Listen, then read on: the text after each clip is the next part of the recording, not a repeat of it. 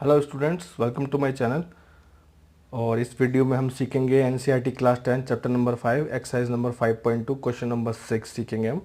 तो क्वेश्चन में ऐसे है कि check whether 1s150 is a term of the AP 1185। मतलब एपी तो हमें गिवन है और पता लगाना है कि ये -150 इस एपी में कहीं टर्म आता भी है कि नहीं आता। तो इसका सिंपल सा तरीका है, हम एन निकाल लेंगे और एन हमें पता लग जाएगा। अगर एन हमारा पॉजिटिव है तो ये कहीं ना कहीं आता होगा, अदरवाइज नहीं आएगा। तो हम इस क्वेश्चन को सॉल्व कर लेते हैं।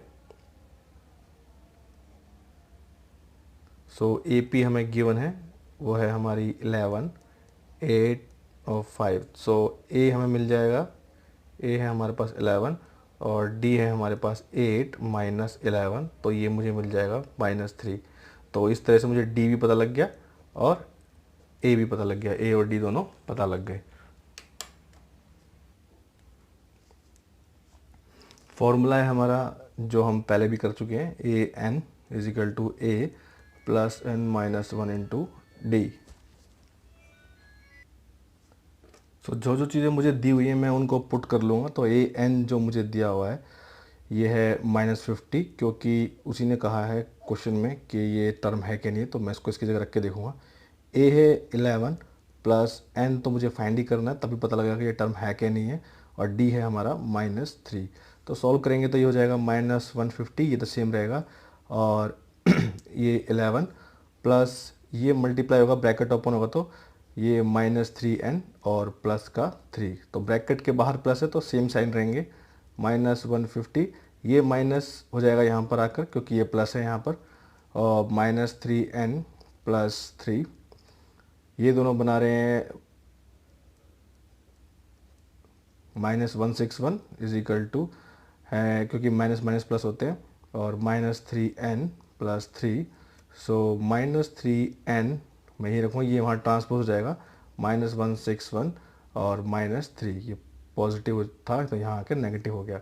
-3n इज इक्वल टू ये हो जाएगा आपका -164, तो माइनस माइनस दोनों कैंसिल हो जाएंगे और n आ जाएगा आपका 164/3।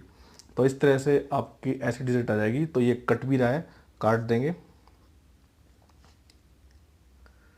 तो ये आ जाएगा कुछ आपका 3 5 जा 15 और ये 14 3 4 जा, तो समथिंग कुछ पॉइंट में आ रहा है आपका।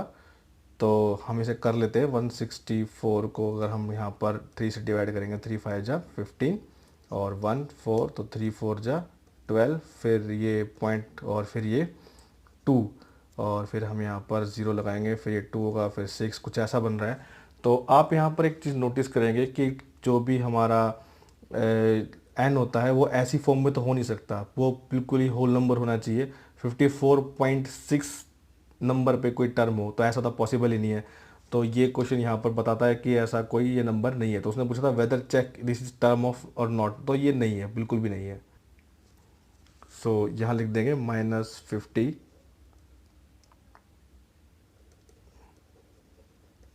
Is not term of AP.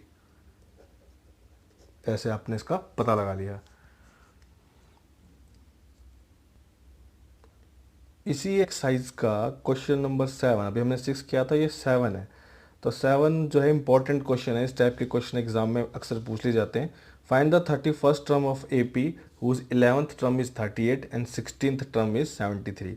तो मतलब कहने का ये है कि जो 11th टर्म है आपका, जो 11th टर्म है वो है आपका 38 और 16th टर्म जो है वो है आपका 73। तो मतलब 11वें टर्म कोई एपी है तो 11वें टर्म पे ये है और 16वें टर्म पे ये है, मतलब पहले नंबर पे, दूसरे नंबर पे, तीसरे नंबर पे। तो ये A11 जो है हमारा 38 है और A16 हमारा 73 है। तो कुछ इसको ऐसे भी कर सकते हैं, ये A11 है और ये है A16 है, तो ऐसा कुछ है। तो इसको सॉल्व कर लेते हैं हम, क्योंकि इस टाइप के क्वेश्चन अक्सर एग्जाम में पूछ लिए जाते हैं और पूछे भी गए हैं पिछले कुछ सालों में। So A N is equal to है A plus N minus 1 into D. हम फर्स्ट की बात कर रहे हैं, तो ए एन जो है 11 है, तो हम पहले वाला टर्म था हमारा 11, तो ये हो जाएगा हमारा A11 वो है 38 is equal to A plus, तो ये 11 टर्म की बात कर रहा है तो 11 माइनस 1, और डी हमें पता ही नहीं है। तो ये हो जाएगा 38 is equal to A plus 10 हो जाएगा और इंटू डी 10D। इसको मैं इक्वेशन नंबर फर्स्ट ले लूँगा। इस तरह से मुझे इक्वेशन नंबर फर्स्ट मिल जाएगी। तो मैं यहाँ से तो इन्हीं की हेल्प से मैं और डी निकालूंगा। अब हम बात कर लेते हैं A N is equal to A plus N minus one into में डी। तो ए एन फिर से हम अभी 16th टर्म की बात कर रहे हैं जो कि 73 है, is equal to A plus 16 minus one और डी फिर से हमें पता नहीं है ए पी का। तो 73 is equal to A plus 15 और डी ये हो जाएगा हमारा सेकंड टर्म। तो इस तरह से मुझे दो इक्वेशन मिल जाएंगे। आप देख रहे हैं यहाँ पर एक फर्स्ट इक्वेशन मिल गई और सेकंड इक्वेशन मिल गई।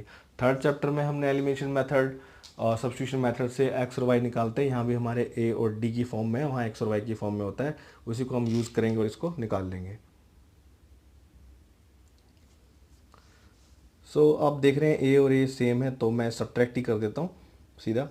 तो सब्ट्रैक्ट फर्स्ट फ्रॉम सेकंड तो कर देते हैं। सेकंड है तो फ्रॉम सेकंड मतलब पहले ये लेनी पड़ेगी। तो ये हो जाएगा 73 is equal to A plus 15 d और ये हो जाएगा 38 is equal to A plus 10 d. Minus कर रहे हैं ऑब्वियसली तो सिंबल चेंज रहेंगे। तो ये नेगेटिव और ये नेगेटिव और ये भी नेगेटिव, ये पूरा कैंसिल आउट हो जाएगा। 73 में से 38 माइनस करेंगे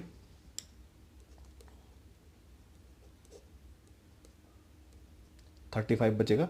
तो यहाँ बचेगा मुझे 35 मिल जाएगा और क्योंकि पॉजिटिव है बड़ा तो ये पॉजिटिव रहेगा। ए पूरी तरह कैंसिल हो चुका है और 15 में से 10 जाएंगे तो ये मुझे मिल जाएगा 5D। सो 5D मुझे मिल गया। तो यानी कि 5D इज इक्वल 35। अब आपको पता ही है कि हम D कैसे फाइंड कर सकते हैं।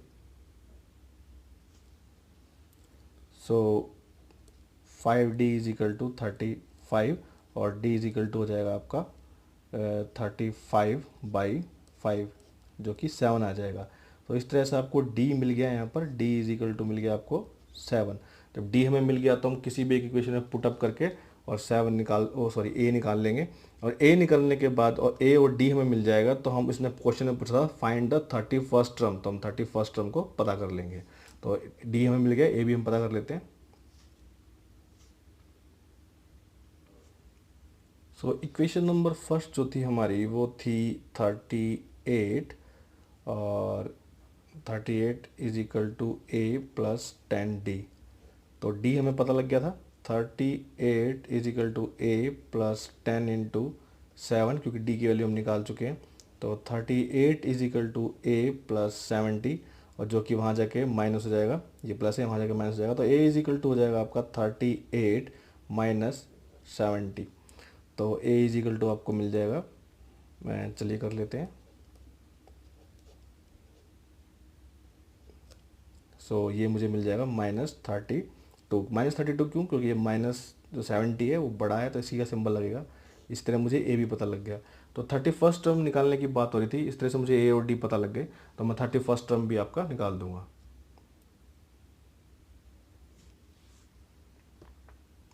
तो चलिए निकाल लेते हैं। So A N is equal to होता है A plus N minus one into D. So A N अभी यहाँ पर मेरा जो 31st टर्म निकालना है मुझे, तो ए जो है वो है हमारे पास अभी हम निकाला है -32 और 31 टर्म है तो 31 माइनस 1 और इंटू में 7 जो डी था हमारा। तो ये आ जाएगा -32 और +30 इंटू 7 इज इक्वल टू -32 और प्लस, ठीक है। तो फिर हम 210 में 32 को माइनस कर लेते हैं। चलिए कर लेते हैं। 32 माइनस करेंगे तो कितना आ जाएगा 178। तो ये आ जाएगा आपका 178 और ये आपका आंसर बन जाएगा। यही था वो 31st टर्म। होप आपको समझ में आया होगा और भी सॉल्यूशंस आपको मिल जाएंगे इसी चैनल पर। Please subscribe the channel. Thank you.